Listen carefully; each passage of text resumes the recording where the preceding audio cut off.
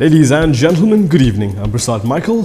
Do you know what time it is? Apparently it's time to bail out 1MDB. This is according to one of 1MDB's toughest critics, Tony Phua. He said a bailout is likely the only option for Putrajaya to help 1MDB meet its debt obligations to Abu Dhabi's International Petroleum Investment Company, or IPIC. Tony Phua said this is because banks around the world would refuse to be involved with the investment fund units, which 1MDB said would help finance its debt. In April, 1MDB and IPIC managed to avoid an arbitration process by opting instead for a settlement which would oblige 1MDB to pay $1.2 billion this year in 2 equal payments.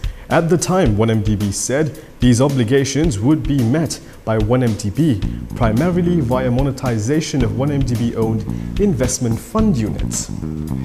I keep doing this because it's not clear what 1MDB actually means by investment fund units. It is likely referring to the so-called brazen sky units, which can be traced back to 1MDB's botched deal with Petro Saudi International Limited in 2009. It is also unclear which bank is the custodian of these units.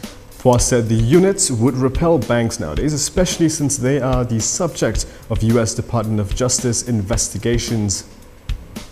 A couple of days ago, Abdul Razak Baginda, a close associate of Prime Minister Najib Abdul Razak, denied that he was charged in France over Malaysia's purchase of Scorpion submarines in 2002. He said he's merely being investigated, and reports saying that he was charged were misleading. Today, a prominent French human rights lawyer confirmed that Abdul Razak Baginda has been indicted in Paris over alleged kickbacks in the sales of submarines to Malaysia. He said news reports about Abdul Razak being indicted in France recently were not misleading. He confirms that Abdul Razak has been indicted on July 18th for complicity in passive and active corruption and abuse of corporate assets. Do your homework before you ask Lim Kit Siang anything. This happened after a reporter asked a DAP veteran to respond to a question raised by fringe NGO leader Ramesh Rao about Lim's place of birth. No. I'm asking. Before you ask the question, I was a reporter. Do a basic check, and if the reporter today don't do even basic check, I feel very sorry. Okay, thank you. What is that?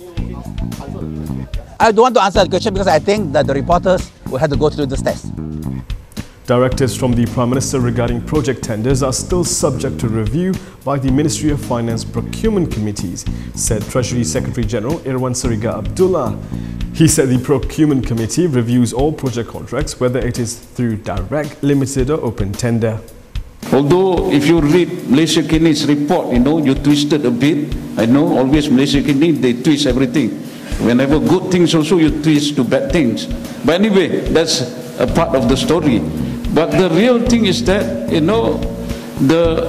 the letter came and the list of companies went to the committee and the committee evaluated. Although JKR, whatever JKR says or anything, but the final decision is the committee, because we saw technically the company layak. Ahmad Zaid Hamidi had hoped to convince Prime Minister Najib to step down soon after he was appointed Deputy Prime Minister, alleged Dr. Mahathir Mohamad. Mahathir claimed that this was communicated to him during a meeting with Zahid. It is not known when the meeting took place. Zahid was appointed as Deputy Prime Minister in 2015 after Muhyiddin Yassin was dropped from the cabinet due to his critical views on 1MDB. And that's all from me today. For more stories, go to KiniTV.com. Please subscribe and share this video. I'm Prasad Michael. Thank you for watching.